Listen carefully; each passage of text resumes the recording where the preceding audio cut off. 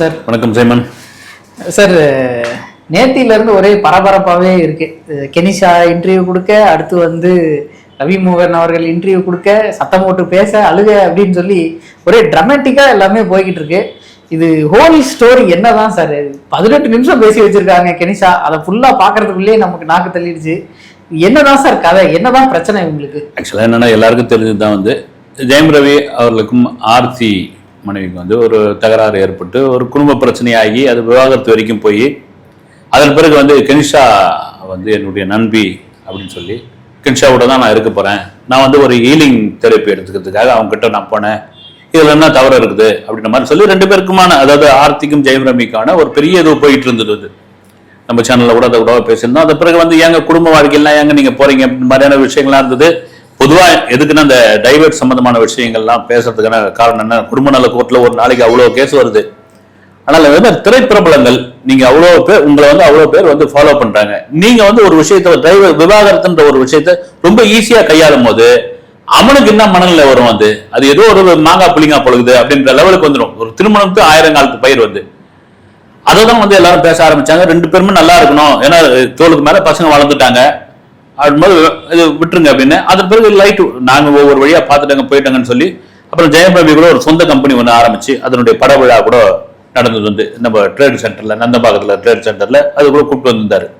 ஆனா நேற்று வந்து கெனிஷாவுடைய பதிவு, நான் வந்து சென்னை விட்டே கிளம்புறேன், நீங்க வந்து நான் யாரையும் வந்து கெடுக்க வரல, நான் சின்ன வயசுல இருந்து ஒரு பெரிய போராட்டத்தை சந்திச்சு வந்தவன், நான் அவ்வளவு பெரிய அழுத்தத்திலிருந்து வந்தவன், நான் அவருக்கு நான் வந்து ஜெயம் ரவிக்கு ஒரு நல்ல நண்பியா தான் நான் இருந்தேன், அவர் வந்து என்கிட்ட வந்து ஒரு ஹீலிங் தெரப்பியா இருக்க வந்தாரு, மற்றபடி நான் யார் குடும்பமே கெடுக்கிறதுக்காக வரல, நான் கிளம்புறேன் அப்படின்னு உடனே இன்னைக்கு காலையில ஜெயம் ரவி பரபரப்பான ஒரு பத்திரிகையாளர் சந்திப்பு, அது வந்து காட்சி ஊடகங்களுக்கு மட்டும்தான் அவர் வந்து மீட் பண்ணியிருந்தாரு. அதுல ஏறக்குறைய கத்தி கதறி அழ ஆரம்பிச்சிட்டாரு.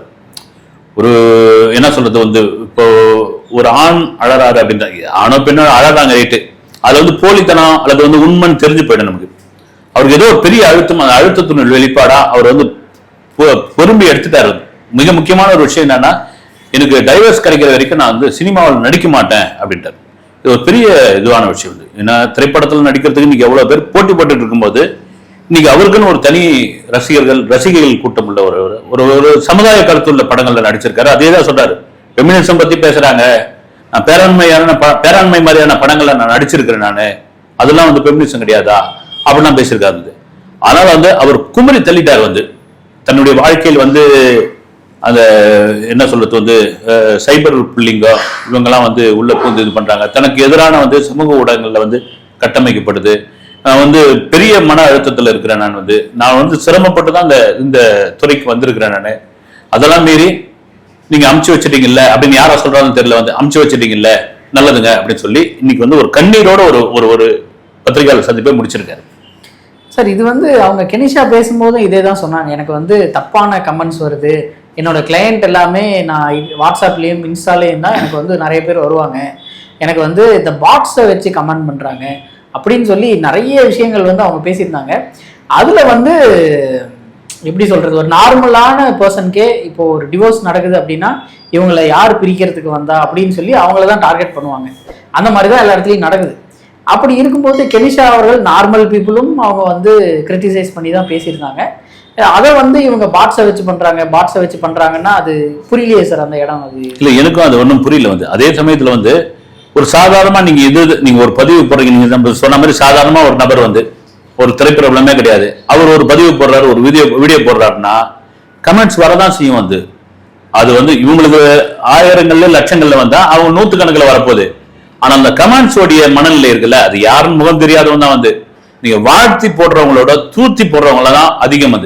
அதுவும் இது மாதிரியான ஒரு சம்பவம், இது மாதிரி ஒரு திரைப்பிரபலங்கள் அல்லது வந்து பிரபலமானவர்கள் அப்படின்னு தெரிஞ்சா அது வரதான் செய்யும். வந்து நீங்க சொல்ற மாதிரி ஒரு 19 இவங்கெல்லாம் பண்றாங்க, இவங்கெல்லாம் இது பண்றாங்க அப்படின்னு சொல்றதுல இது கிடையாது, இவங்க தாங்க அப்படின்னு ஆணித்தரமா சொல்லணும். வந்து அப்ப இவங்களுக்குள்ள ஏதோ ஒரு பிரச்சனை ஓடிக்கிட்டு இருக்கு, அதனுடைய ஆழம் அடி நாதம் இதெல்லாம் நம்ம போய் தேட வேண்டிய அவசியம் எல்லாம் கிடையாது, நமக்கான வேலை கிடையாது. வந்து அதே வேளையில் நீங்க பொது வழியில வந்து சொல்லும் பொழுது அது பேர் குறிப்பிட்டு தானே சொல்லி ஆகணும், அது யாருன்னு தெரியல. வந்து அவரு ரவி மோகன் அவர்கள் சொல்லும் போதும் 3 எழுத்து நடிகை அப்படின்ற மாதிரி சொல்லியிருந்தாரு.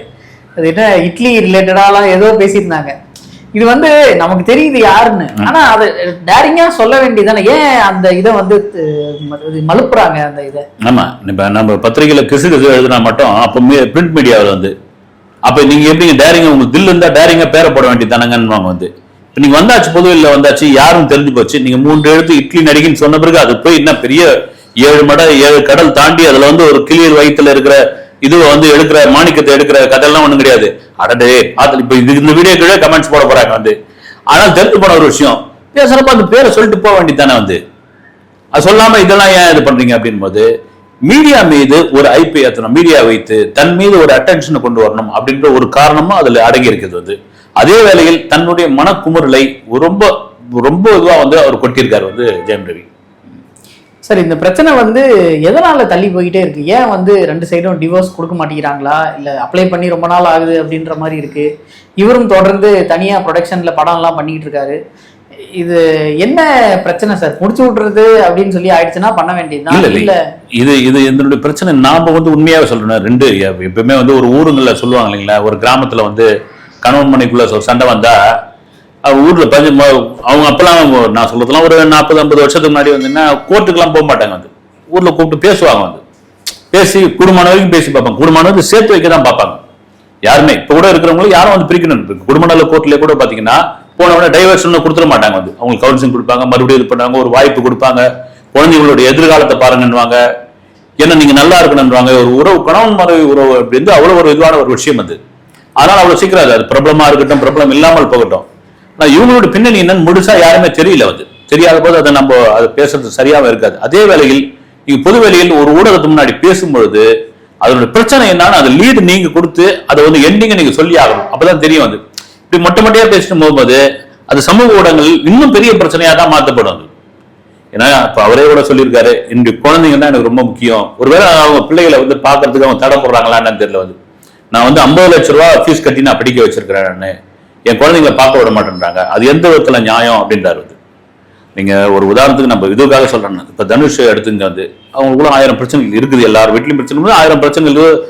சூப்பர் ஸ்டார் ரஜினிகாந்தோடைய மகள் அப்படின்ற ஒரு விஷயம் இருக்கும்பொழுது இன்னைக்கு அவங்களுக்கு கணவன் மனைக்குள்ள அவங்களுக்கு என்னவோ அது நம்ம போய் ஆராய வேண்டிய அவசியம் கிடையாது, ஆராயவும் கூடாது அது. ஆனால் இன்னைக்கு பாத்தீங்கன்னா யாத்ராலிங்கன்னு தன்னுடைய 2 மகன் கூட தான் எல்லா விழாவுக்கும் வராரு, எல்லா இதுலயும் வந்து கலந்துக்கிறாரு. பேட்டியை வந்து தன் மகன்ல வச்சுதான் வந்து பேட்டி கொடுக்குறாரு. அப்போ வந்து குழந்தைங்களை எங்கேயும் விட்டு கொடுக்கல. அதுதான் ஒரு ஒரு ஒரு இதுவான விஷயம். கணவன் மனைக்குள்ள 1000 இருக்கலாம் வந்து சைமன் இன்னைக்கு அடிச்சுக்கிறவங்க நாளைக்கு சேர்ந்து போயிடுவாங்க. அது ஒரு பெரிய இதுவே கிடையாது. ஆனா இது பொது வழியில் வந்து ஊடகத்துல வந்து பேசும்பொழுதுதான் இது பெரிய பேசும் பொருளா மாறுகிறது. நான் கீழே வந்து இந்த இதெல்லாம் கீழே சோசியல் மீடியால பார்த்தப்போ ஜெயம் ரவி சில பேர்லாம் கேள்வி கேட்டிருக்காங்க, நீங்க ஏன் டைவர்ஸ் பண்ணிட்டு வந்து இதை பத்தி பேசியிருக்க வேண்டியதானே, நீங்க ஏன் விவாகரத்து வாங்காமலே வந்து பேசிருக்கீங்க. இந்த மாதிரியான இதுகள் போயிட்டே இருக்குது வந்து. இது சொன்ன மாதிரி 2 பேருக்கான பிரச்சனை எதுன்னு, 2 கணவன் மனைவி சம்பந்தப்பட்ட பிரச்சனை, அவர் மனசுக்குள்ள என்ன இருக்குது, அவங்களுக்குள்ள என்ன இருக்குது அப்படின்னு நம்ம ஆராய்ச்சி அது பார்க்கவும் முடியாது, ஆராயவும் கூடாது என்பது என்னுடைய கருத்து. சார் கெனிஷா அவர்கள் பேசும்போது வந்து விஜய் சாருக்கும் இந்த பிரச்சனை வந்துச்சு, அவரே அதை தாண்டி முதல்வர் ஆயிட்டாரு அப்படின்ற ஒரு இதை வந்து போற போக்குல இருந்து யாரெல்லாம் போறாங்களோ வந்து இந்த குளம் ஒண்ணு இருக்கு இல்லைங்களா, போறவங்க ஒரு கள்ள தூக்கி போட்டு போவாங்க. அது மாதிரி அவர் மட்டும் உட்காந்து இருக்காரு, போற போக்குல போய் கெனிஷாவும் ஒரு கள்ள தூக்கி போட்டு போயிருக்கிறதா இருக்குது வந்து. என்னன்னா இது ஒரு அட்டென்ஷன் கிடைக்கும். இப்ப நீங்க கேள்வி கேட்கறீங்க இல்லைங்களா, அது மாதிரிதான். இல்லன்னா வந்து ஒரு இத்தாலி நடிகர் வந்து காக்கா மோக்கா கூட இது மாதிரி பண்ணாரு அப்படின்னு சொல்லியிருந்தா யார் அதை பத்தி பேச போறாங்க? சார் இத்தாலி நடிகர் பண்ணாரு மாதிரி நீங்க கேள்வி கேட்பீங்களா? கேட்க மாட்டீங்க. அதனால போற போக்குல இதையும் அடிச்சுட்டு போறது வந்து இதெல்லாம் ஒரு இதுவா எடுத்து பேசவே கூடாது நம்ம. Okay sir. சார் கருப்பு படம் நேற்று ரிலீஸ் ஆயிருந்துச்சு. படம் எந்த அளவுக்கு ஓடிக்கிட்டு இருக்கு? நேற்று வந்து ஒரு இதை வந்து போட்டிருந்தாங்க, 700K டிக்கெட்ஸ் வந்து புக் ஆயிருக்கு அப்படின்னு சொல்லி ஒரு இதை வந்து போட்டிருந்தாங்க. படம் எப்படி சார் இருக்கு? எனக்கு நேற்று பார்த்தீங்கன்னா நான் முதல் காட்சியை போய் பார்த்தேன். நான் பார்த்துட்டு அதன் பிறகு பார்த்தீங்கன்னா சோசியல் மீடியாவில் அப்படி ஒரு பயங்கரமான கருப்பு யார் தெரியுமா, கருப்பு வந்திருக்கான் தெரியுமா, கருப்பு சம்பவம் பண்ண போறான் தெரியுமா. ஒரு விஷயம் சைமன், எப்பவுமே நீங்க வந்து ஒரு யார் திரைப்படமா இருக்கட்டும், அது சூர்யா படமா இருக்கட்டும், விஜய் படமா இருக்கட்டும், ரஜினி படமா இருக்கட்டும், ஒரு சோசியல் மீடியாவில், ஒரு மீடியாவில், ஒரு பிரிண்ட் மீடியாவில் புகழாரம் சூட்டப்படுகிறது, பேசப்படுகிற ஒரு விஷயம் வந்து சாமானிய மக்களும் அதை பேசணும். ரொம்ப முக்கியமான ஒரு விஷயம். அப்பதான் அந்த படத்தினுடைய வெற்றின்னு ஒரு விஷயம். இவங்களா பாத்தீங்கன்னா அங்க இருந்து சாமி வந்து ஆடுது, இங்க வந்து தென் மாவட்டத்துல இருந்து கருப்பு வந்து உள்ள இறங்கிடுச்சு அப்படின்னு என்ன வந்து இறங்கிடுச்சுன்ற மக்களை ஏமாத்தவே முடியாது. ஒரு திரைப்படம் வந்து அந்த திரைப்படத்தை திரைப்படமா பார்க்கணும் வந்து. அந்த படத்து மேல அதாவது பாராட்டம் இருக்குது, இது கடுமையான விமர்சனமும் இருக்குது. ரெண்டும் இருந்தாதான். கருப்பு படத்துடைய ஒரு மைய கரு என்ன, ஒரு கேரளாவில் இருந்து தன்னுடைய இளம் பெண்ணுடைய மருத்துவ அறுவை சிகிச்சைக்காக ஒரு தந்தை வந்து ஒரு 60 சவரன் நகையோட சென்னைக்கு வராரு. அந்த பையன் அடிச்சு போயிடறாங்க 2 திருடனுங்க. போய் போலீஸ்ல கம்ப்ளைண்ட் கொடுக்கும்போது அதுல இருந்து ஒரு பகுதியை தான் அவங்க வந்து மீட்டு தராங்க, மீதியை வந்து இல்ல அவனை தூக்கி போயிட்டான்றாங்க.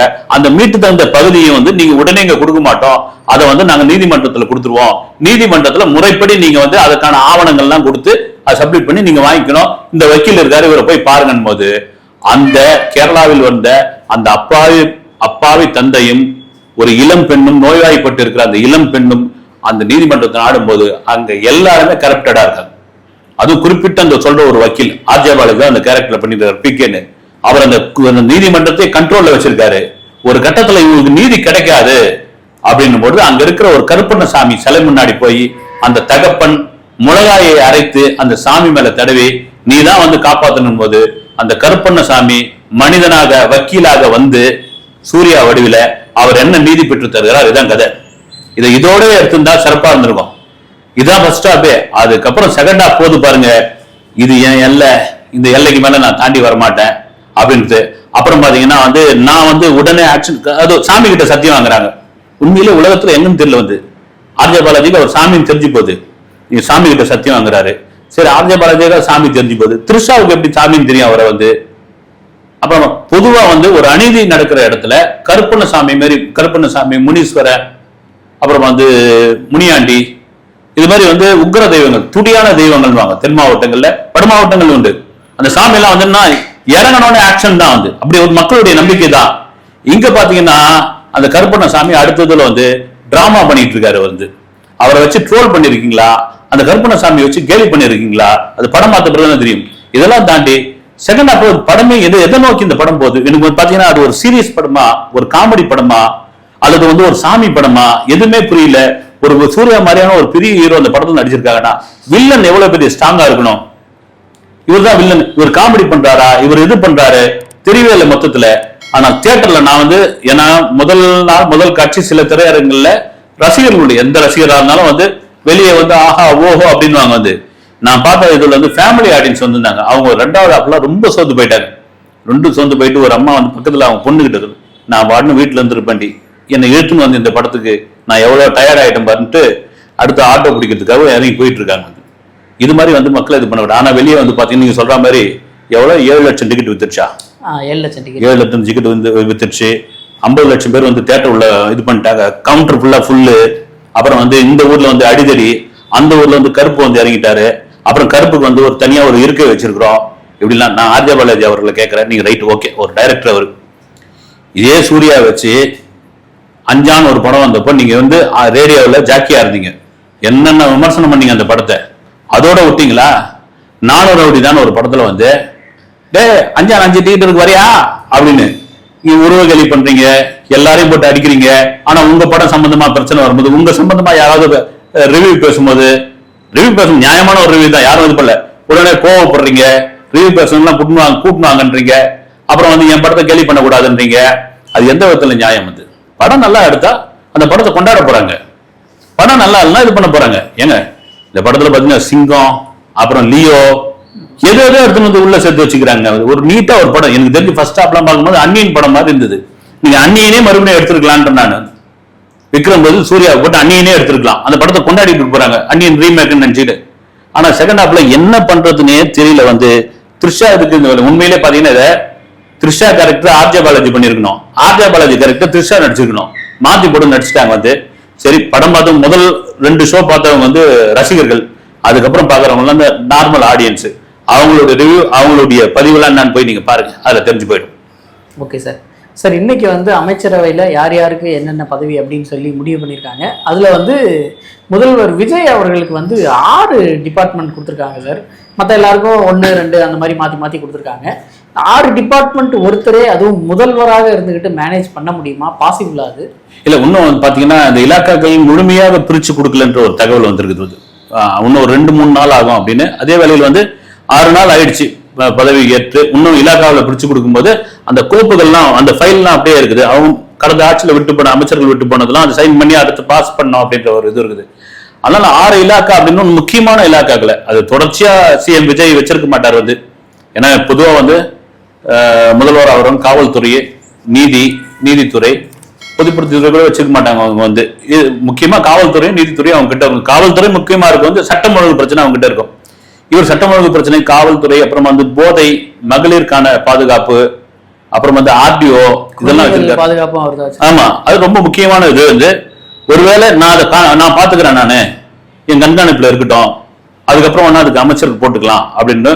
ஏன்னா முதல்வருடைய நேரடி கண்காணிப்பில் இந்த துறையெல்லாம் இருக்குது அப்படின்போது அதிகாரிகளுடைய உத்தரவு ஒரு முதல்வரே நேரா கொடுக்குறாரு அப்படின்போது இதுல யாரும் எங்கேயும் சுத்தின்னு போத்தால டைரக்டாவே நம்ம கேட்டுடலாம் அப்படின்ற ஒரு முடிவோட விஜய் பண்ணியிருக்காரு பொழுது வரவேற்கக்கூடிய ஒரு விஷயம். அவர் நான் பாத்துக்கிறேங்கன்னு சொல்லும் போது அதுல என்ன இருக்குது, முடியாதுன்னு சொன்னப்பதான பிரச்சனை. ஓகே சார், அடுத்த வீடியோவில் சந்திப்போம். வணக்கம்.